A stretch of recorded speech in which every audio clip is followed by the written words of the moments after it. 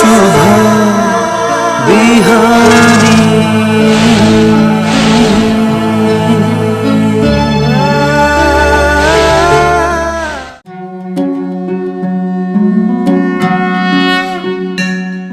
ओम स्वस्ति प्रजाभ्यः परिपालयन्तां न्याय्येन मार्गेण गतं महिषा। गोब्राह्मणेभ्यः शुभमस्तु नित्यं। लोकाः समस्ताः सुखिनो भवन्तु। अखण्डमण्डलाकारं व्याप्तमेन चराचरं तत्पदं दर्शितं येन तस्मै श्रीगुरवे नमः। समादरणीय दर्शकवृन्द, इमेज च्यानलको शुभ बिहानी कार्यक्रम मार्फत हामी उपस्थित भइसकेका छौँ। हामीले श्रीमद् भगवत गीताको बारेमा विचार विमर्श गर्दै आएका छौँ।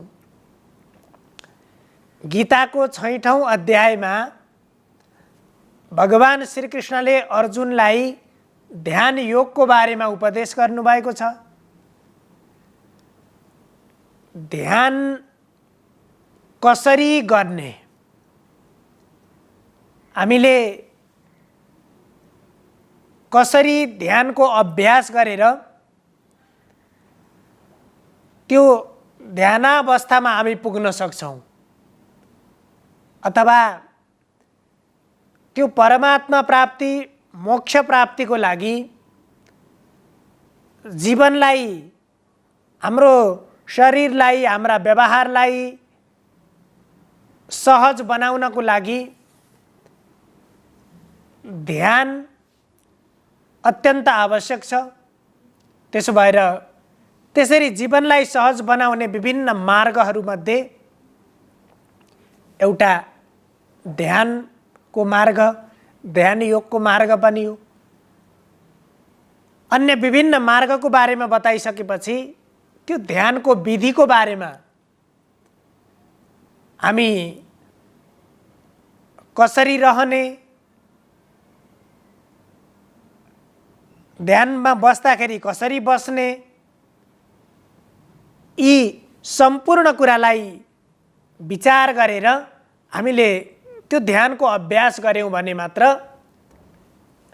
ध्यानावस्थामा पुग्न सकिन्छ।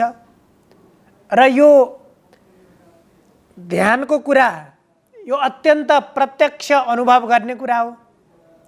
त्यो ध्यानावस्थालाई कसरी प्राप्त गर्ने, त्यो अवस्थामा कसरी पुग्न सकिन्छ, एकैछिन आँखा बन्द गरेर बसेर मात्रै ध्यान लाग्दैन र वास्तवमा त्यो ध्यानावस्थामा पुगिसकेपछि त्यही ध्यानावस्थाबाट नै समाधिको अवस्थामा पुग्न सकिन्छ, जहाँ कुनै पनि यी सांसारिक विषयले मनुष्यलाई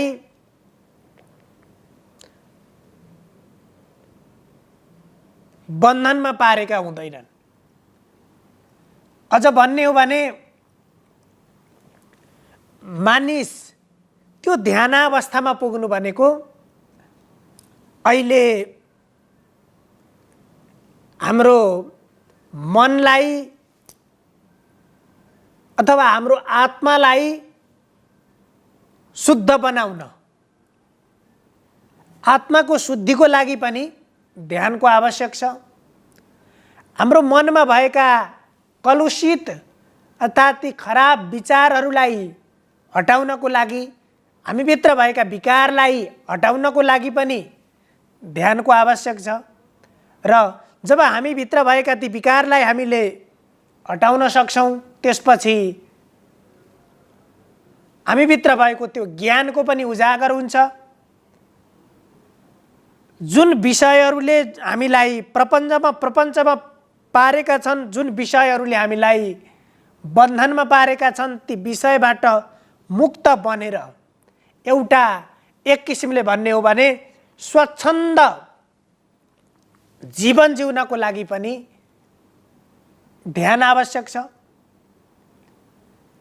हामी बसेर एउटा काम गरिराखेका हुन्छौँ, तर हामी एउटा कार्यमा क्रियाशील भइराखेका हुन्छौँ, त्यही बेलामा हाम्रो मन कहाँ कहाँ पुगिराखेको हुन्छ। मनले त्यो कामभन्दा अन्यत्रका विभिन्न विषयहरू सोचिराखेको हुन्छ र जुन काममा हामी एकाग्र भएर त्यो काममा हामी यदि लाग्न सकेनौँ भने त्यही हामीले गरिराखेको काम पनि हाम्रो लागि समस्या बनिदिन्छ। र ध्यानले मनुष्यलाई आफ्ना प्रत्येक कर्महरूलाई सहज तरिकाले सम्पन्न गर्ने र कुनै पनि काम गर्दाखेरि, कुनै अफिसमा कार्यालयमा काम गर्दाखेरि होस्, जुनसुकै आफ्ना कामहरू गर्दाखेरि पनि यदि ऊ त्यो काममा एकाग्र बनेर त्यो काम गरिरहँदाखेरि पनि उसले त्यहाँ आनन्दको अनुभूति गर्न सक्छ, त्यही कामबाट, त्यही काम गराइबाट उसले सन्तुष्टि प्राप्त गर्न सक्छ। अब हाम्रो सामान्य बुझाइ त के छ भने काम पहिला सक्ने अनि त्यसपछि आनन्दको खोजीमा फेरि अन्यत्र जाने, त्यसको लागि छुट्टै समय छुट्याउनु पर्ने। हामीले त्यस्तो अभ्यास गर्ने गर्छौँ, तर वास्तवमा हामीले प्रत्येक जुनसुकै कर्म गर्दाखेरि पनि, जुनसुकै काममा हामी रहँदाखेरि पनि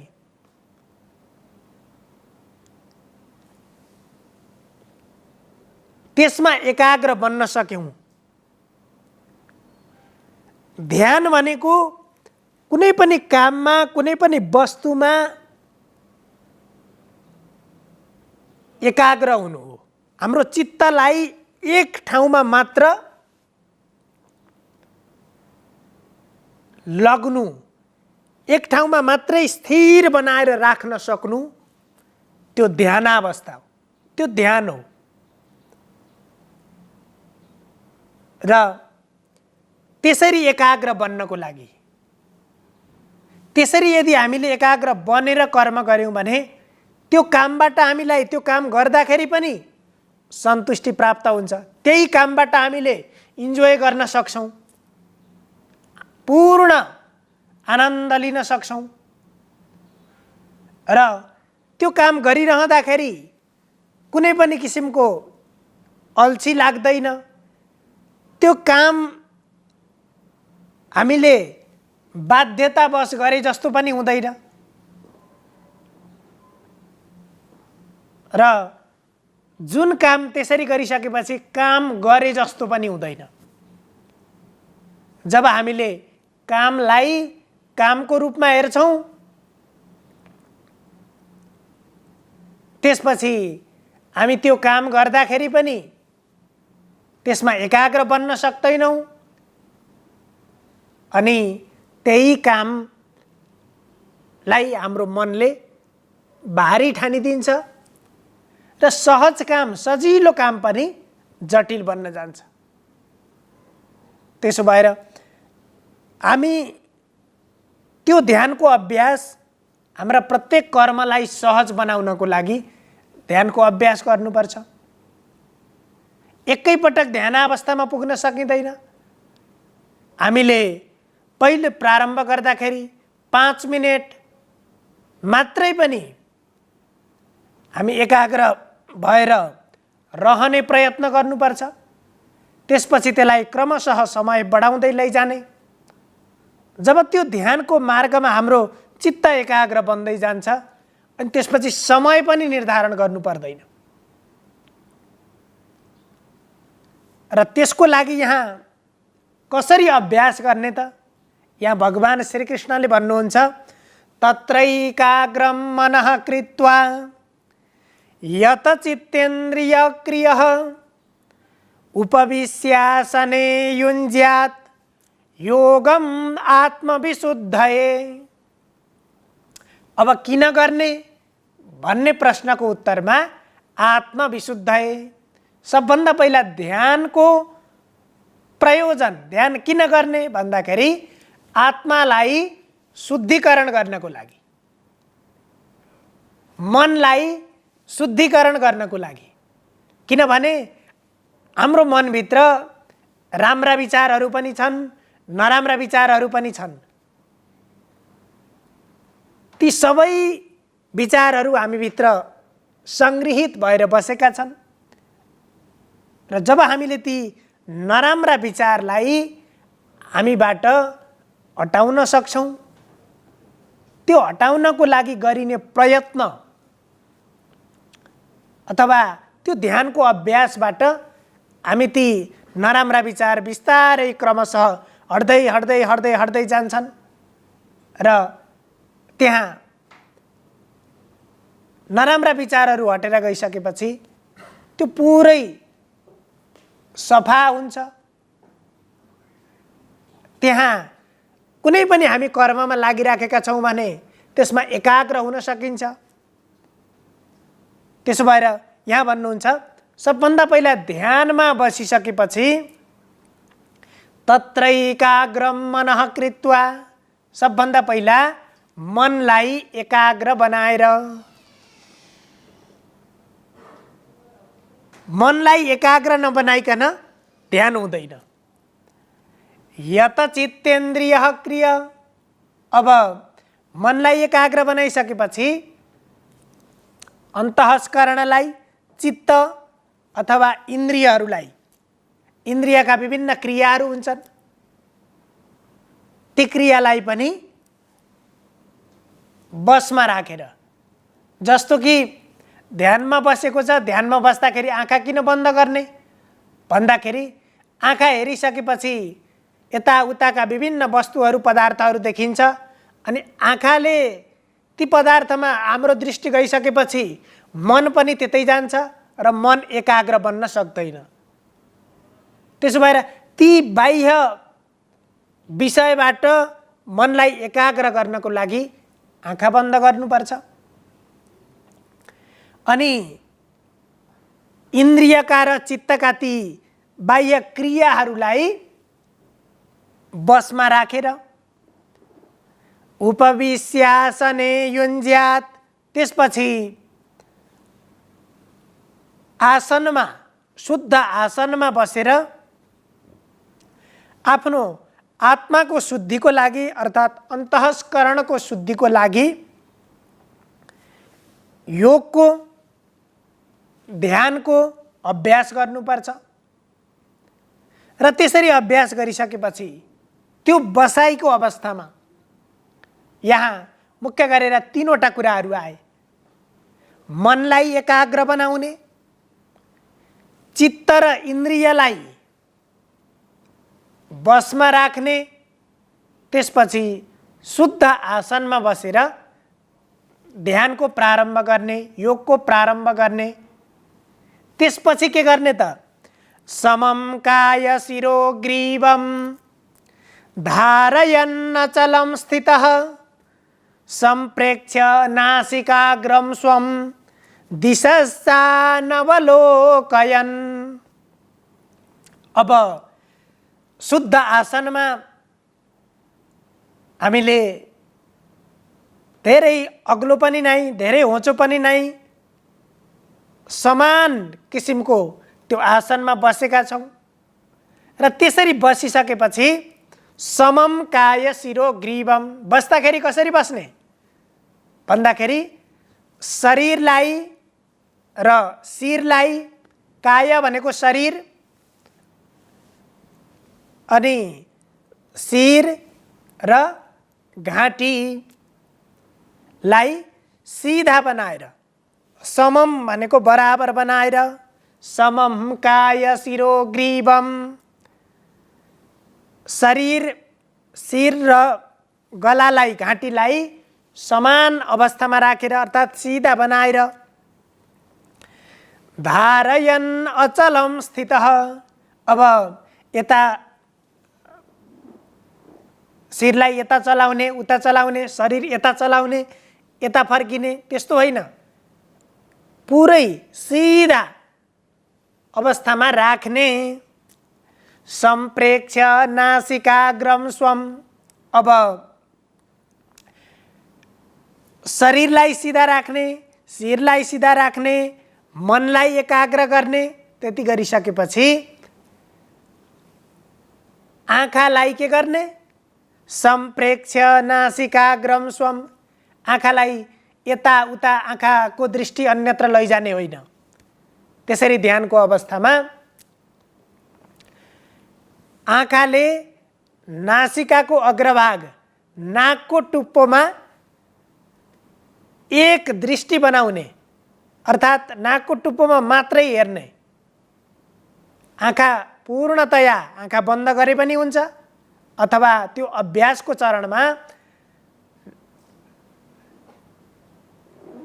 शिरलाई हल्का निहुराएर सिधा शरीर बनाएर बसिसकेपछि मनलाई एकाग्र गरेर अनि पश्यन्तम नासिकाग्रम स्वम। आफ्नो नाकको टुप्पोमा आँखाको दृष्टि एकाग्र गरेर दिशस्सा नवलोकयम, यता तीनतिर चारतिर हेर्ने होइन, कतै पनि आँखाको दृष्टिलाई दायाँ बायाँ नगराइकन अनि त्यसरी ध्यानको अभ्यास गर्नुपर्छ। यसरी ध्यानको अभ्यास गरिसकेपछि एकै पटकमा हाम्रो आँखाहरू एकाग्र, आँखालाई स्थिर बनाउन सकिँदैन, शरीरलाई स्थिर बनाउन सकिँदैन, मनलाई एकाग्र बनाउन सकिँदैन। तर केही दिन आज त्यसको अभ्यास गर्ने अलिकति असहज लाग्न सक्छ, भोलि अभ्यास गर्ने अलि सहज हुन्छ, पर्सि गर्ने अलि सहज हुन्छ। त्यसरी क्रमशः अभ्यास निरन्तर 10 मिनेट, 15 मिनेट, 20 मिनेट मात्रै भए पनि त्यति अभ्यास गर्दै गर्दै गर्दै जाने। जब हामीले केही समय त्यसरी अभ्यास गर्दै गइसकेपछि ती सम्पूर्ण क्रियाहरू हाम्रो लागि सहज बन्छन्। र जब त्यो शरीरका ती क्रियाहरू, इन्द्रियका क्रियाहरू जबसम्म सहज बन्दैनन् तबसम्म ध्यान लाग्दैन। त्यसो भएर ध्यानमा बस्ने बित्तिकै ध्यान लाग्दैन र ती शरीरका क्रियाहरू पहिला बस्नलाई सहज हुँदै जान्छ अनि इन्द्रियका क्रियाहरू सहज हुँदै जान्छन्। त्यसपछि मनलाई पनि बिस्तारै मनका ती अनावश्यक विचारहरू आउँछन् र ती विचारहरू पनि सकिँदै जान्छन्। त्यसपछि मनका ती अनावश्यक विचारहरू सकिन्छन्, शरीर सहज हुन थाल्छ। त्यसपछि बल्ल हामी ध्यानको अवस्थामा पुग्न सक्छौँ, योगको अवस्थामा पुग्न सक्छौँ र त्यसबाट त्यो अवस्थामा पुगिसकेपछि बल्ल ध्यानले एउटा आफ्नो आधार प्राप्त गर्दछ। यसरी निरन्तरको अभ्यासबाट मात्रै ध्यान योग अर्थात् त्यो ध्यानावस्थामा हामी पुग्न सकिन्छ। त्यसको अभ्यास हामीले अविच्छिन्न रूपमा अभ्यास गर्नुपर्छ, एकाग्र भएर अभ्यास गर्नुपर्छ र जुन तरिका, जुन विधि हामीले यहाँ वर्णन गऱ्यौँ तदनुसार अभ्यास गर्दै गएपछि त्यो ध्यानको पूर्ण अवस्थालाई हामी सबैले प्राप्त गर्न सकिन्छ। सर्वे भवन्तु सुखिनः, सर्वे सन्तु निरामया, सर्वे भद्राणि पश्यन्तु, मा कश्चित् दुःखभाग् भवेत्। हजुरहरूको दिन शुभ होस्। धन्यवाद।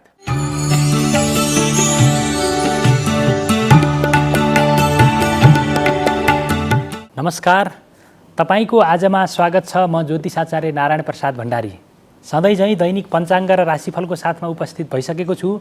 सुरु गरौँ आजको पञ्चाङ्गबाट।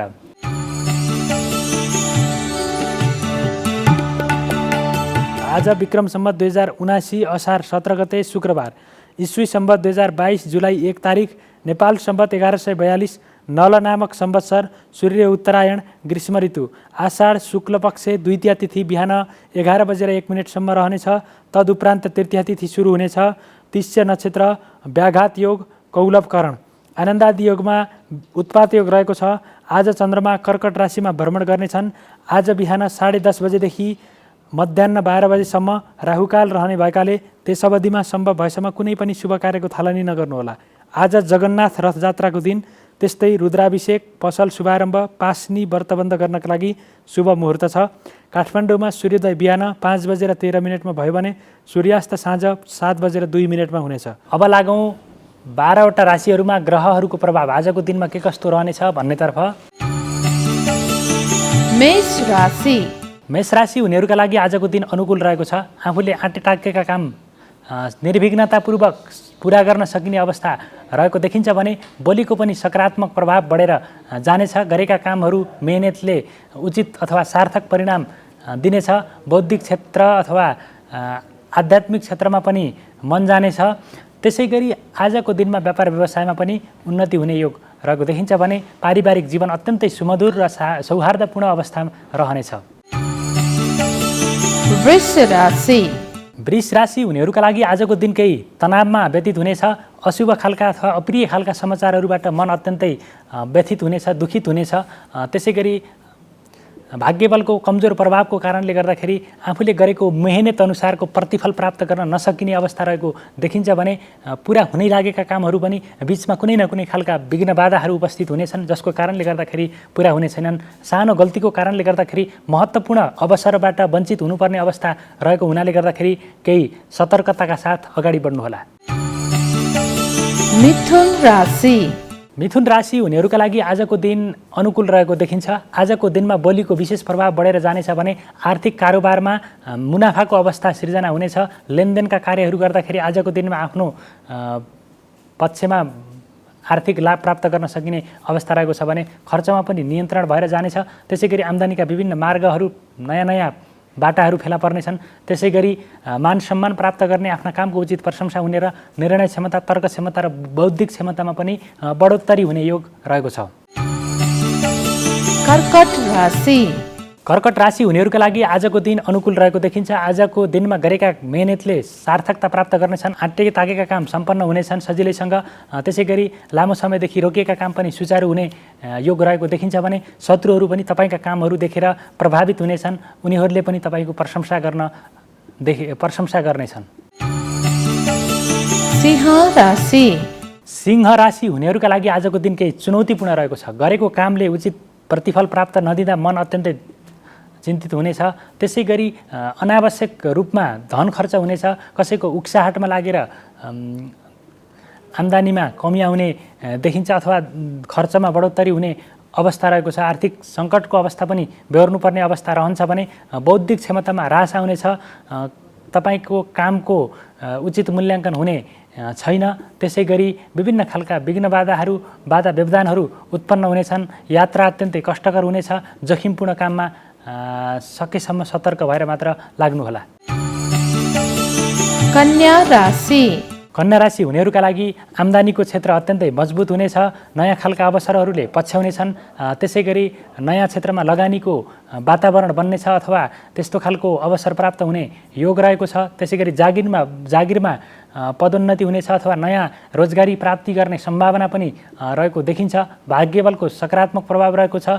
यात्रा अत्यन्तै रोमाञ्चक र उपलब्धिमूलक बन्ने योग रहेको देखिन्छ भने मिष्ठान्न भोजन प्राप्तिको योग पनि आजको दिनमा रहेको छ।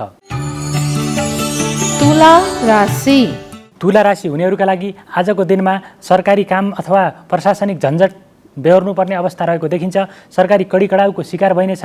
आफूले गरेका कामको उचित मूल्याङ्कन नहुने, दाम्पत्य जीवनमा दरार उत्पन्न हुने, प्रेम जीवन अत्यन्तै शङ्कास्पद अवस्थाबाट गुज्रने अथवा विश्वासको सङ्कट हुने। त्यसै गरी शत्रुवर्ग पनि सक्रिय भएर तपाईँका काम बिगार्न लाग्ने र पुरा हुनै लागेका काममा पनि कुनै न कुनै खालका विघ्न बाधाहरू उपस्थित हुने अवस्था रहेको हुनाले गर्दाखेरि आजको दिन केही प्रतिकूल छ। सोच विचार गरेर मात्रै अगाडि बढ्नुहोला। वृश्चिक राशि। वृश्चिक राशि हुनेहरूका लागि धर्म कर्ममा मन जानेछ। सामाजिक र राजनीतिक क्षेत्रमा काम गर्नेहरूले आफ्नो प्रतिष्ठा साख वृद्धि गर्ने छन् भने आफ्ना कामको उचित प्रशंसा हुनेछ, जनतामा लोकप्रियता हासिल गर्न सकिनेछ भने स्वास्थ्य अवस्था पनि अत्यन्तै अनुकूल भएर अगाडि बढ्नेछ, आम्दानीको अवस्था मजबुत हुनेछ, खर्चमा नियन्त्रण भएर जानेछ।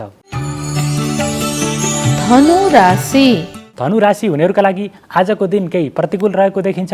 महत्त्वपूर्ण अवसरबाट वञ्चित हुनुपर्ने अवस्था रहेको देखिन्छ भने आफ्ना कामको उचित मूल्याङ्कन नहुने, उचित जस नहुने, आफन्तबाटै अपमानित हुनुपर्ने अथवा कसैले आफ्नो गोपनीयता खुलाइदिने अथवा गोपनीयताको कारणले गर्दाखेरि कुनै महत्त्वपूर्ण अवसरबाट वञ्चित हुनुपर्ने अवस्था पनि रहेको देखिन्छ। त्यसै गरी मन अत्यन्तै भावुकता र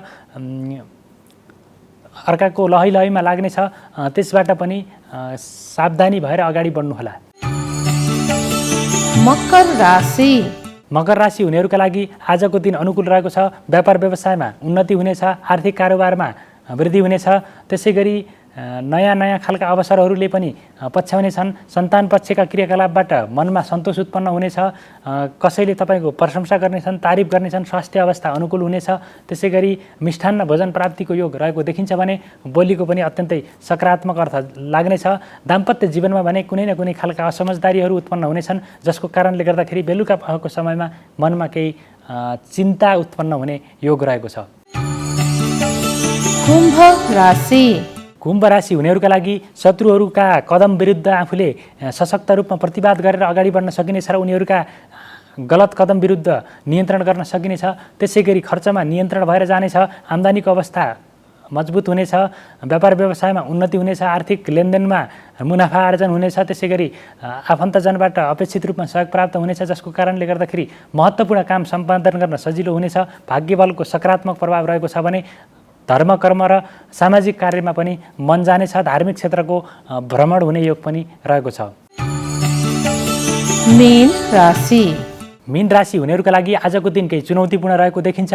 आजको दिनमा मनमा नकारात्मक विचारहरू उत्पन्न हुनेछन्। आफन्तजनबाटै धोकाको स्थिति सामना गर्नुपर्ने अवस्था रहेको छ भने दाम्पत्य जीवन अथवा पारिवारिक जीवन पनि अत्यन्तै तनावमय अवस्थाबाट गुज्रिनेछ। स्वास्थ्यमा विभिन्न खालका समस्याहरू देखा पर्नेछन्। त्यसै गरी यात्रा अत्यन्तै कष्टकर बन्नेछ, आम्दानीको अवस्थामा कमी आउनेछ, खर्च वृद्धि हुनेछ। यो त थियो तपाईँको आज अन्तर्गत रहेर 12वटा राशिहरूमा ग्रहहरूको प्रभाव आजको दिनमा के कस्तो रहनेछ भनेर संक्षिप्त रूपमा त्यसको जानकारी अथवा विश्लेषण प्रस्तुत गऱ्यौँ र राशिफलमा बताइए अनुसार यदि सतर्क भएर अगाडि बढ्नुभयो अथवा अशुभ जनित तत्त्वहरूलाई पनि आफ्ना सकारात्मक कर्महरूद्वारा निवारण गर्ने प्रयत्न गर्नुभयो भने पक्कै पनि तपाईँहरूको सबैको दिन मङ्गलमय रहनेछ।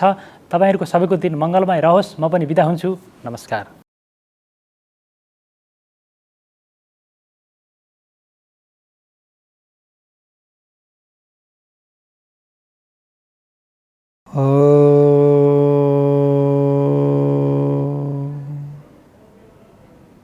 मरा पीडा नटवरवपो कर्णयो कर्णिकारं बिभ्रतवासकनककपिशं वैजयन्तीं च मालां रन्ध्रान् बिडोरदरसुदय पूरयन् गोपवृन्दै वृन्दारण्यं स्वपदरमणं प्राविशत गीत कीर्ति। नमस्कार, यहाँहरूलाई स्वागत छ सत्सङ्गत कार्यक्रममा। आदरणीय सज्जन भक्तवृन्द, आजको विषय प्रसङ्ग लिएर उपस्थित भएको छु। सत्सङ्गत कार्यक्रममा हामीले हिजो अस्तिका श्रृङ्खलामा गुरुकर्णधारको बारेमा बताइयो, मोक्षको बारेमा हाम्रो कुराहरू भयो, 84मा मान्छे कसरी चाहिँ नि निक्लिन सक्छ भन्ने कुरा हामीले सुनाइयो। तर आजको विषय प्रसङ्ग भने अलि छुट्टो छ। व्यक्ति कुन स्थानबाट व्यक्ति आएको हुन्छ र व्यक्तिलाई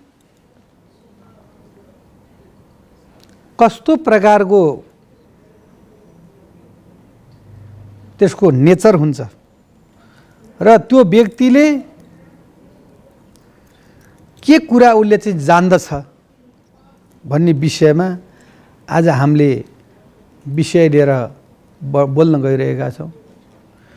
ज्योतिष शास्त्र अनुसारमा या वास्तुशास्त्र अनुसारमा या सत्सङ्गत अनुसारमा जहाँ पनि व्यक्तिलाई चाहिँ नि गुरुको खाँचो परिरहेछ। या शिक्षा अध्ययनमा भयो, मार्गनिर्देशन गराउनु त एउटा व्यक्ति चाहियो नि। मार्गनिर्देशन गराउने व्यक्ति चाहिँ नि कस्तो हुनुपर्छ भन्दाखेरि त्यो मार्गनिर्देशन गराउने व्यक्ति चाहिँ नि स्वयं आफू तर्न सक्ने खालको हुनुपर्छ। व्यक्ति आफू तर्न सक्दैन भने उसले के तार्न सक्छ? व्यक्ति स्वयं तर्न सक्नेवाला र अनि मात्रै उसले चाहिँ नि आफ्ना भक्त यानी चेला चपेटालाई तार्न सक्दछ। ऊ तर्नै सक्दैन, उसको शक्ति नै छैन भनेदेखि उसले कसैलाई पनि तार्न सक्दैन। त्यस्ता गुरु धेरै छन्। गुरुहरू अहिले घर घरमा हुनुहुन्छ, मन्दिर घर घरमा छन्, घर घरमा धर्म छ, तर हाम्रो वास्तविक सनातन धर्म भनेको के हो? वास्तविक सनातन धर्मले हामीलाई के कुरा दर्शाएको छ र हाम्रो धर्म भनेको कहिलेदेखिको? अनादिकालदेखि। कहिलेदेखि? न आदि न अन्त इति अनन्त। हे अनन्त प्रभु परमात्मा भगवान, यस्ता श्रीहरिले सृष्टि गर्नुभएको यो ब्रह्माण्डमा जो मनुष्य भएर भक्ष अभक्षादि कर्मको केही पनि विचार गर्दैन। गुरुआमा, माता पिता, बन्धु बान्धवहरूमा द्वेष राख्दछ, पर स्त्रीमा नराम्रा नजरले हेर्दछ भने त्यस्ता व्यक्तिहरू भने यो संसारमा तिनीहरूले केही पनि गर्न सक्दैनन्। मेन कुरो भनेको व्यक्तिले खानामा ध्यान दिनुपर्छ। व्यक्तिले कस्तो चिज उसले खान्छ, ग्रहण गर्दछ, त्यो कुराद्वारा उसका चाहिँ नि त्यो तत्त्वद्वारा उसको शरीरमा शक्ति सञ्चय हुन्छ।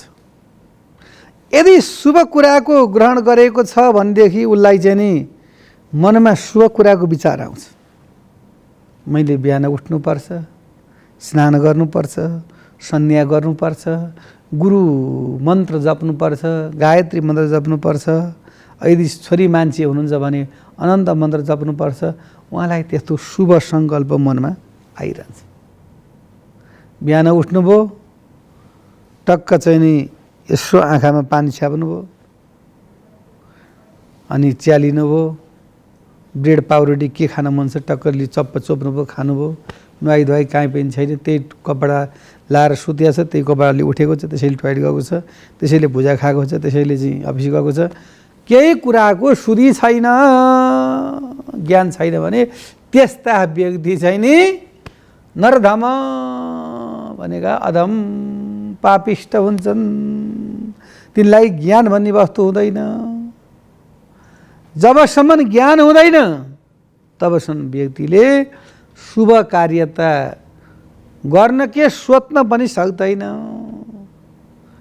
व्यक्तिले शुभ कार्य गर्नलाई, सोच्नलाई र त्यसबाट केही कुरा मनन गर्नको लागि चाहिँ नि व्यक्तिले ठुलो सङ्कल्प उठाउनुपर्छ। जीवन भनेको जिउनको लागि मात्र जीवन होइन। बेलुका सुत्ने, बिहान उठ्ने, खाने, फेरि घुम्ने, फेरि बेलुका सुत्ने, यो त चलिरहन्छ। एउटा कमिलाले नि खान्छ, एउटा हात्तीले पनि खान्छ। जस्तो जस्तो कर्म गर्छ त्यो अनुसारले व्यक्तिले खान्छ र भोको कुनै पनि बस्दैन। भगवानले एक दिन मर्जी भयो, लक्ष्मी यो संसार कस्तो विचित्र छ है, किन र महाराज, किन र ईश्वर, यो संसारमा भोको नाङ्गो कोही पनि बस्दैन है, मेरो कस्तो कृपा छ, मैले यस्तो चाहिँ कृपा वर्षाएको छु। भोको नाङ्गो यो संसारमा कोही पनि बस्दैन। लक्ष्मीले विचार गर्नु, ए त्यस्तो हो, त्यस्तो हो भनेदेखि एउटा टक्क लिएर लाएर लक्ष्मी माताले चाँदीको कटोरीमा एउटा कमिलोलाई समाउन लाउनु भयो, आफ्नो सेवकलाई टक्क समार लिएर आएर त्यो बन्द गरेर साना छिद्रहरू पार्नुभयो, हावा जानको लागि टक्क बन्द गरेर एउटा कोठामा राखेर टक्क तालचल्ल गरिदिनु भयो। रात्रिको लगभग 11:15 स्थिति भइसकेपछि माताले सोध्नुभयो, प्रभु हजुर त भनिबक्सिन्छ संसार चराचरका सबैले खाए भनेर, सबैले खान पाए होला नि त हजुर? पाए किन नखानु, सबैले खाइसके। मैले एउटा कमिलो राखेको छु नि डिब्बामा बन्द गरेर, त्यहाँबाट कोठाभित्र तालचा लाएर राखि, त्यसले त केही खान पाएको छैन। भगवानले यसो विचार गर्नु, ए तिमीले मेरो परीक्षा लिँदैछौ, जाऊ त गर हेर भन्नुभयो। लक्ष्मी खुर्र गएर ताजा खोरेर फट्ट डिब्बा खोलेर हेर्दा टनमन्न चामल रहेछ। कोही साधु सन्तले चिउरा भन्नुहुन्छ, कसैले चिनी भन्नुहुन्छ, कसैले मिठाई भन्नुहुन्छ, जे होस् न, टक्क खाएर उता पुर्लुङ्ग निदाइराखेको छ। आहा, त्यो कसले दियो त? त्यो दिएको परमात्माले दिएको हो। श्रीहरिले खनेको खाल्डो श्रीहरिले नै पुर्दछ, तर कर्म गर्न सक्नेले गर्नु पर्दछ। हेर लक्ष्मी, यो संसारमा भोको नाङ्गो कोही पनि बस्दैन। अजिगर करे न चाकरी, पंक्षी करे न काज, मुलक पीठ का यू कहे सबके दाता राम। अजिगरले कसैको काम गर्दैन, कसैको कामै गर्दैन। पक्षीले नि कसैको काम गर्दैन। मुलुक पीठका यानी मुलुक पीठका जुन महन्त महाराज भनी बक्सिनु हुन्थ्यो कि यो संसारमा सबै आफ्ना अधीनमा छन्, ईश्वरका अधीनमा छन्। आफूले गर्न भन्न सक्ने भन्ने कुरा केही पनि होइन, तर दिएर अराएको चिज चाहिँ परमात्माले अराएको चिज चाहिँ मान्नुपर्छ है। त्यो मानेर र त्यसले कर्म गर्न सकेन भनेदेखि चाहिँ नि त्यो चाहिँ नराधम हुन्छ भनेर शास्त्रीय मान्यता छ। अब व्यक्तिको खानपानद्वारा नै उसको बुद्धि शुद्धि चाहिँ नि के त भन्दाखेरि चल्दछ र त्यो खानपानद्वारा नै उसको बुद्धिहरू चाहिँ नि वृद्धि हुने भएका कारणले उसले खाँदा बस्दा चाहिँ नि बडा होसियार गर्नुपर्छ। मानव भएर मात्रै भएन हजुर, मानवता बन्न पर्यो पहिला। अर्को कुरो मानवता त हो, मानवता बन्न सकेका छैन। कसरी बस्ने, कसरी खाने, कसरी वार्तालाप गर्ने भन्ने कुराको ज्ञान हुनु पर्यो। तब त्यो ज्ञान भएपछि त उसलाई चाहिँ सम्पूर्ण कुरा थाहा भयो। ज्ञानै भयो भने त ऊ अज्ञानी भयो र त्यो अज्ञानबाट चाहिँ नि उज्यालो तर्फमा तम भनेको अँध्यारोलाई काटेर उज्यालो तर्फमा डोर्याएर ल्याउनको लागि चाहिँ नि गुरुको आवश्यक पर्छ। गुरु कर्णधरको आवश्यक। त्यो मैले हिजोका श्रृङ्खला नि भनिसकेँ, अस्তুका श्रृङ्खला नि भनिसकेँ। कुरो त्यही नै हो, अरू के भन्नु मैले? अरू भन्न मलाई आउँदैन, जानिन्न म। र गुरु कर्णधारम मयानुकूलेन स्वंशैर, त्यस्तो प्रकारको गुरुको महिमा चाहिँ नि शास्त्रमा बताइएको छ। र त्यस्ता नरधाम नर अधम पशु मनुष्यहरूलाई पनि गुरु कृपाद्वारा चाहिँ नि मुक्तिको मार्गमा प्राप्त गर्न सक्दछ। र अर्को कुरो खानपानको कुरा पनि गर्यो हामीले, सत्सङ्गता कुरा पनि गर्यो हामीले। र अब तन्मे मनः शिव सङ्कल्पमस्तु, अर्को कुरो के छ त भन्दाखेरि सोचाइमा भर पर्छ। सोचाइ कस्तो छ? यदि राम्रो सोचाइ गर्छ भनेदेखि उसलाई राम्रै राम्रो सोचाइ आउँछ। पोजिटिभै पोजिटिभ, नेगेटिभै नेगेटिभ सोच्यो भने नेगेटिभ नेगेटिभ। कहिलेकाहीँ पोजिटिभ पनि सोच, राम्रो सोच्नुपर्छ। तिमी नराम्रो मात्रै नसोच क्या। नराम्रो सोच्यो भने त दिमागले त्यही भनिहाल्छ नि। मनले जहिले पनि राम्रै कुरा मात्रै चाहिँ नि वर्णन गर्नुपर्छ। र अरूको चाहिँ नि सकेदेखि उपकार गर, नसके कसैलाई पनि दुःख नदेऊ है। यदि दुःख दियौ भनेदेखि तिमीले जीवन पर्यन्त चाहिँ नि तिमीले कष्ट भोग्नु पर्छ। यो संसारको नियम हो। तिमीले कसैलाई सताएका छौ भने फेरि तिमीलाई सताउने व्यक्ति चाहिँ नि यो संसारमा अवश्य आउनेछ। यति भन्दै आजको विषय प्रसङ्गबाट बिदा चाहन्छु। हस्त नमस्कार। शुभ बिहानी।